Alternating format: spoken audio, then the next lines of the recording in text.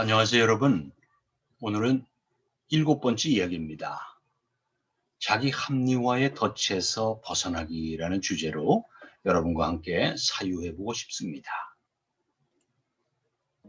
심리학에서 말하는 자기 합리화는 자책감이나 죄의식에서 벗어나기 위해 자신이 한 행위를 자기 스스로 정당화시키는 심리 상태를 말합니다. 이런 심리적 방어 기제가 필요한 이유는 자책감이나 죄의식에서 하루빨리 벗어나서 일상생활을 온전히 해야 하기 때문입니다. 그러나 이런 태도가 지나치게 되면 건강한 사회생활이나 또는 원만한 인간관계는 불가능해집니다.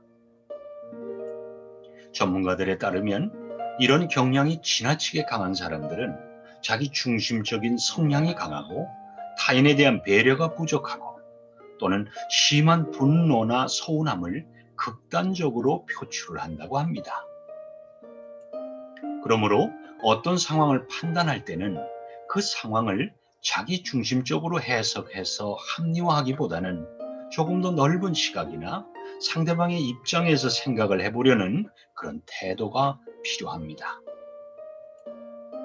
하나의 상황을 두고도 어떻게 생각할 수 있을까에 대한 좋은 사례가 따뜻한 영혼을 위한 101가지 이야기 두 번째 책에서 찾을 수가 있었습니다. 성지를 순례 중인 두 성직자가 어느 강가의 여울에 도착했다. 그곳에서 아름답게 차려입은 어느 여인이 깊은 물을 어떻게 건너야 할지 몰라 발을 동동 구르고 있는 걸 보았다. 그래서 성직자 한 분이 별 어려움 없이 그녀를 등에 업고 강을 건너서 반대편 마른 땅에 내려주었다. 그리고 성직자들은 가는 길을 계속 갔다.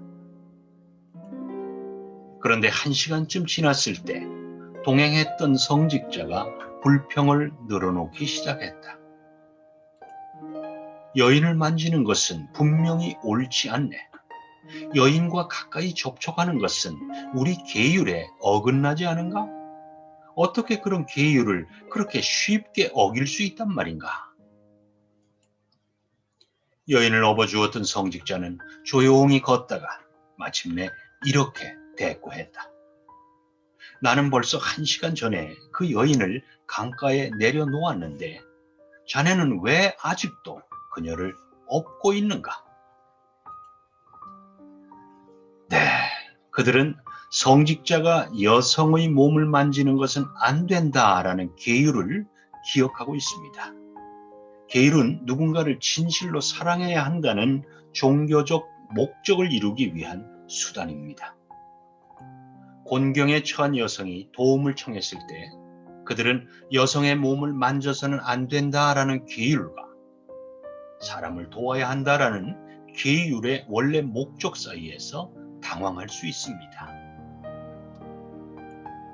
지하철을 타고 서울을 가야 하는데 지하철이 고장이 났다면 버스로도 얼마든지 갈 수 있을 겁니다.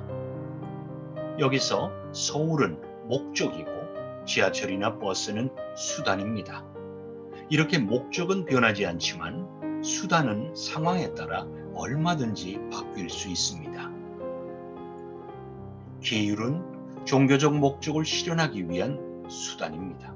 따라서 목적이 훼손되지 않는다면 수단은 얼마든지 바뀔 수 있다는 점을 우리 모두 기억할 필요가 있습니다. 그러므로 위의 사례에서 한 성직자는 그 여자를 여성으로 봐서 안 된다라고 했지만 다른 성직자는 그 여자를 인간으로 봐서 업어줄 수 있었을 겁니다. 또 다른 예를 하나 들어보겠습니다. 이 사례는요, 어디에 있든 행복하라라는 책에 실린 이 얘기입니다. 500명이나 되는 제자가 한 곳에 모여 수행 중이었다. 어느 날 도적대가 몰려와 수행승들의 옷과 여러 물품들을 빼앗아 갔다. 제자들이 이 사실을 스승에게 알리자 스승님이 말했다. 너희는 왜 큰 소리로 외치지 않았느냐?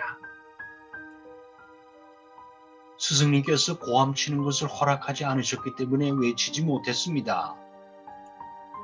만일 너희가 대항을 해서 외치지 않는다면 도적들은 번번이 빼앗아갈 거다. 지금부터는 도적을 만나면 몽둥이나 돌을 들고 대항하되 실제로 해치진 않도록 해라. 스승은 다시 말했다. 육신과 목숨과 재물은 아낄 게 못 되지만 그렇다고 가벼이 여겨서도 안 된다. 몸은 썩어 사라질 것인데도 몸을 편안하게 하려고 온갖 죄악을 저지르다가 뒷날 나쁜 곳에 떨어진다. 그러므로 아낄 게 못 된다. 그러나 몸이 있기 때문에 성현을 만나 예배를 드릴 수가 있고 그를 찾아가 듣고 배움으로써 선행을 할 수 있으니 몸을 가벼이 여겨서는 안 된다.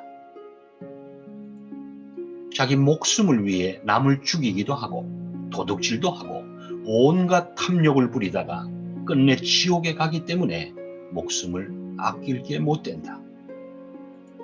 그러나 목숨이 있기 때문에 성인의 말을 듣고 진리를 깨달아 참다운 삶을 누릴 수 있으므로 가벼이 여겨서는 안 된다.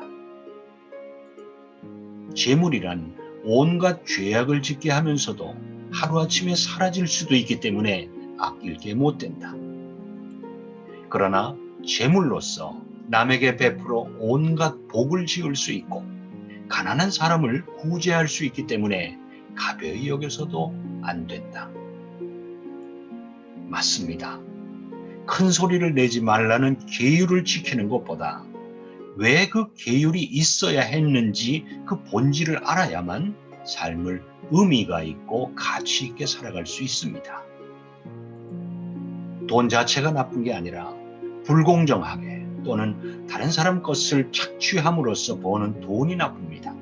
돈을 어떻게 벌었고 어떻게 사용하느냐에 따라 돈이 나쁘냐 혹은 좋으냐가 결정됩니다. 돈에 대한 생각을 한 가지 기준으로만 판단하면 틀 속에 갇혀 사는 것과 다를 바 없습니다. 권력도 같습니다. 명예도 같습니다. 권력이나 명예가 나라고 하는 틀 속에서만 맴돌 때에는 그 권력이나 명예가 나쁜 것이 되지만 그것이 누군가에게 도움이 되는 쪽으로 사용될 때는 당연히 좋은 것이 됩니다. 그러니 우리도 틀 속에서 과감히 벗어나 틀 밖의 세상을 관조하는 여유가 있으면 좋겠습니다. 그래서 세상을 더더욱 넓게 보고 그동안 보지 못했던 아름다움을 만끽하는 행복한 삶을 살고 싶습니다. 우리를 틀 속에 가두어서 세상을 넓고 깊게 바라보지 못하게 하는 마음 작용 중에 자기 합리화가 있습니다. 예를 들면 내가 생각하는 정답과 다른 사람이 생각하는 정답이 다를 때 그것을 쉽게 못 받아들이는 이유 중 하나는 나를 합리화시키려는 심리가 있기 때문입니다. 물론 스스로를 방어하기 위해서는 자기 합리화가 종종 필요합니다. 그러나 우리가 경계해야 할 점은 지나친 자기 합리화가 우리 자신의 눈과 귀를 막고 자기 중심적이 되어 인간관계를 악화시킬 수 있다는 점입니다. 인터넷에서 찾은 유머에서 자기 합리화가 얼마나 큰 판단 오류를 범하는지를 알 수 있었습니다. 미국의 한 노인 부부가 있었다. 하루는 할아버지가 낚시하러 아침 일찍 나가시고 할머니는 한가로이 텔레비전을 보고 있는데 갑자기 뉴스 속보가 나왔다. 지금 77번 국도에서 신원불명의 차량이 역주행하고 있습니다. 77번 국도를 통행하시는 분들은 특히 조심해 주시기 바랍니다. 할머니는 낚시를 간 할아버지가 걱정되어 전화했다. 영감, 지금 77번 국도에서 차 한 대가 역주행한다는데 조심히 다녀오세요. 그러자 할아버지가 말했다. 제길 한 대가 아니야. 수십 대가 거꾸로 오고 있다고. 네, 이 얘기는 웃자고 하는 유머이긴 하겠지만 자신이 역주행을 하고 있는데도 자신의 관점에서 세상을 바라볼 때는 다른 사람들이 역주행하는 것처럼 보이기 마련입니다. 이것이 자기 합리화가 불러오는 비극입니다. 다른 유머 하나 더 전해드리겠습니다. 서울에서 온 신혼부부와 경상도 토박이 신혼부부가 여행 중이었다. 우연히 두 부부는 지갑 파는 곳을 들르게 되었고 서울 아내가 먼저 망사 지갑을 보고 말했다. 자기야, 요새 이 지갑이 유행이래. 이거 사줘. 그러자 서울 남편은 웃으며 대답했다. 알았어. 당신이 원한다면 뭐든지 사줄 거야. 그 모습을 본 경상도 아내가 질투가 나서 남편에게 말했다. 보이소. 지도 망사 지갑 한 개 사주 있어. 그러자 경상도 남편 와, 돈이 덥다 카드나. 망사 지갑이 구멍도 숭숭 뚫려 있고 투명하고요. 바람도 잘 통하고 하니까 돈이 덥다 카드나 이 말이 참 재미있군요. 여기에서도 자기 합리화하는 속성이 그대로 드러납니다. 망사 지갑을 바라보는 경상도 아내와 그 남편의 관점 무척 다르죠. 특히 남편의 말 속에는 자기가 그렇게밖에 말할 수 없는 이유가 무척 논리정연합니다. 이것이 자기 합리화가 빚어낸 말입니다.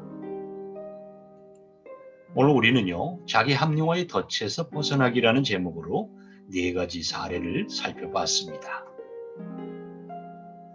자기 합리화는 우리 스스로가 죄의식이나 자책감에서 벗어나 온전한 삶을 살아가게 하기 위한 마음 작용입니다. 그러나 그것이 너무 심하면 사회생활을 원만하게 해나갈 수 없습니다.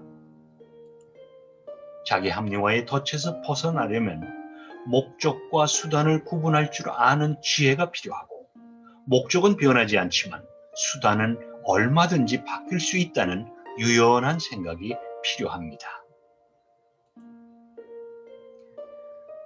자, 어떠셨어요? 오늘 자기 합리화의 덫에서 벗어나기라는 제목으로 여러분과 함께 시간을 같이 가졌는데요. 계율도 계율의 목적, 그 계율을 지켰을 때 왜 그 계율을 통해서 무엇을 얻고자 하는가? 바로 상대방을 또는 자연을, 세상을 사랑하는 것이죠. 그 계율을 지킴으로써 사랑하는 것인데, 제일 앞에 첫 번째 예화에서도 우리가 살펴봤듯이 여자의 몸을 만져서 안 된다라는 계율의 목적은 함부로 성추행이나 성폭행을 하고 그렇게 하지 말라는 뜻으로 만든 수단입니다. 방법이기도 하고요. 그렇다면 물에 젖을까 봐 발을 동동 구르는 도움을 청하는 그 여성을 업어서 그 계율을 건너게 해주는 것, 이것은 계율을 어겼다고 말할 수 있지만 사실은 그 계율이 지니고 있는 종교의 본질적인 목적은 실천한 것이 되는 것이죠. 이것이 바로 유연한 사고입니다. 감사합니다. 그리고 다음 주에 더 따뜻한 내용으로 여러분과 함께 반갑게 뵙도록 하겠습니다. 일주일 또 건강하게 지내십시오. 감사합니다.